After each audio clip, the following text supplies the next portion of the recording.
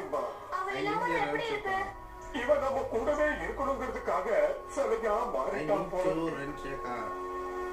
இந்த சிலைய நம்ம கூடவே வச்சுக்கலாம்ல? நோ இஷ்டம்மா. உன் விருப்பம் என்னவோ அதையே செய்.